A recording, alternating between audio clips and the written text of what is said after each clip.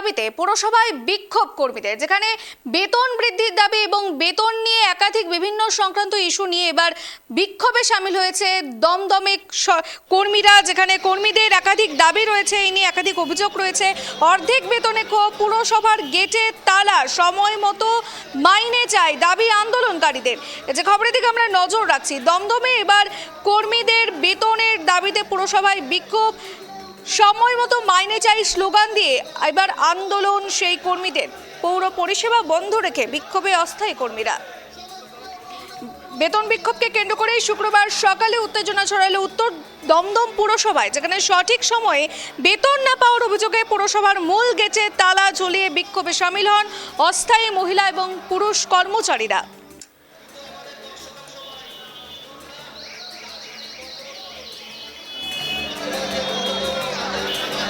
এই বিষয়ে বিস্তারিত জানবো এই মুহূর্তে আমাদের সঙ্গে টেলিফোন লাইনে রয়েছেন আমাদের প্রতিনিধি পলাশ। এবার বেতনের দাবিতে পুরসভায় বিক্ষোভ অস্থায়ী কর্মীদের, যেখানে পুরুষ থেকে শুরু করে মহিলা সকলেই বিক্ষোভে সামিল হয়েছে। কি কি দাবি চাচ্ছে, কি কি দাবি ওঠাচ্ছে তারা, কি অভিযোগ রয়েছে?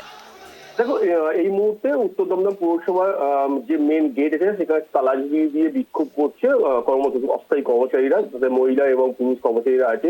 তবে মূলত দাবি হচ্ছে সঠিক সময়ে তারা বেতন পাচ্ছে না এবং বেতন পেলেও পুরো বেতন পাচ্ছে না। এই মূলত এই দুটো দাবি নিয়েই তারা সকাল থেকেই বিক্ষোভ করছে, তালা দিয়েছে এবং যেটি পোস্টার মেরে দিয়েছে। এই মুহূর্তে সেই বিক্ষোভ চলছে। তাদের আরো দাবি আছে, দীর্ঘ কয়েক বছর ধরে তারা সঠিক সময় তাদের নির্দিষ্ট বেতন পাচ্ছেন না। এক সময় একরকম বেতন তাদেরকে দেওয়া হচ্ছে। গতকাল তাদের যখন বেতন ঢোকে, সেই বেতনে দেখা যায় অর্ধেক করে বেতন ঢুকেছে। এই বেতন না ঢোকায় বা অর্ধেক করে বেতন পাওয়ার সেই অভিযোগ তুলেই তারা সকাল থেকে বিক্ষোভে সামিল হয়েছে। মহিলা এবং পুরুষ যে অস্থায়ী কর্মচারী আছে তাদের মূলত এই দাবি নিয়ে তারা আজকে বিক্ষোভ করছে। পলাশ, এই যে এত সংখ্যক অস্থায়ী কর্মী, যেখানে পুরুষ থেকে শুরু করে মহিলা সকলেই বিক্ষোভে সামিল হয়েছে, তার পরবর্তীতে পৌরসভার ভেতর থেকে বা পৌর পরিষেবার এই যে বন্ধের দাবি, তারা এই কাজ বন্ধ রাখার দাবি জানিয়েছে, কোনো রকম কি প্রতিক্রিয়া পাওয়া গিয়েছে? দেখো, এখনো পর্যন্ত পুরোপুরি শুরু হয়নি। যে দিনের একদম সকাল বেলাতেই তাদের এই কর্মসূচি ছিল বা এই বিক্ষোভ শুরু হয়, সেই কারণে এখনো পর্যন্ত যে তারা উত্তর দমদমের যে পৌর প্রশাসক আছে বা যারা পৌরসভার চেয়ারম্যান বা ভাইস চেয়ারম্যান আছে তারা এখনো সেখানে পৌঁছায়নি। তবে ইতিমধ্যে যেটুকু খবর পাওয়া গেছে, তারা অস্থায়ী যে কর্মচারী আছে তাদের সাথে কথা বলবেন এবং সেই কথা বলে কি সমস্যা হয়েছে বা কিভাবে কোথায় সমস্যা দেখা দিচ্ছে সেগুলো মেটাবার চেষ্টা করবে, এমনটি সত্যি খবর। পরবর্তীতে কি তারা কোনো রকম বড়সড় পদক্ষেপ, যারা অভিযোগ জানাচ্ছে, কোনো রকম বড়সড় পদক্ষেপ বা বড়সড় আন্দোলনের কোনো রকম ইঙ্গিত দিচ্ছে? কি জানা যাচ্ছে এই বিষয়ে?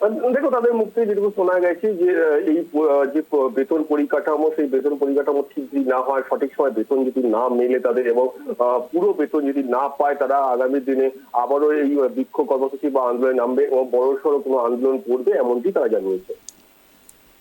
ধন্যবাদ পলাশ। যে খবরের দিকে আমরা নজর রাখছিলাম, এবার বেতনের দাবিতে বিক্ষোভ অস্থায়ী কর্মীদের, যেখানে পুরুষ থেকে শুরু করে মহিলা সকলেই কিন্তু এই বিক্ষোভে সামিল হয়েছে। পুরসভার সামনে এবার তালা ঝুলিয়ে তারা কাজ বন্ধের দাবি এবং সেখানে একাধিক ইস্যু নিয়ে, যেখানে অর্ধেক বেতন এবং একাধিক বেতন সংক্রান্ত অভিযোগ নিয়ে তারা বিক্ষোভে সামিল হয়েছে। কর্মচারীদের বেতন বাড়ছে না, আর বেতন দেওয়ার ক্ষেত্রেও পৌরসভা তাদের ইচ্ছা মতো কখনো 50%, কখনো 55%, তার জন্য কোনো নিয়ম নেই। কোন তারিখে বেতন দেবে তাও কোনো ঠিক নেই। কখনো 2 তারিখ দেবে, কখনো সেটা 22 তারিখে দেবে। তাদের মর্জি মাফিক চলছে। অস্থায়ী কর্মীরা বেহাল অবস্থায় আছে। রবিবার তারা কাজ করে, তার পয়সা পায় না। পিএফের টাকা, কর্তৃপক্ষের যে টাকা দেওয়ার কথা কর্তৃপক্ষের, সে টাকাও তারা জমা দিচ্ছে না। অস্থায়ী কর্মচারীরা কি পরিস্থিতিতে আছে তা দেখবার জন্য কর্তৃপক্ষের কোনো ব্যবস্থা নেই।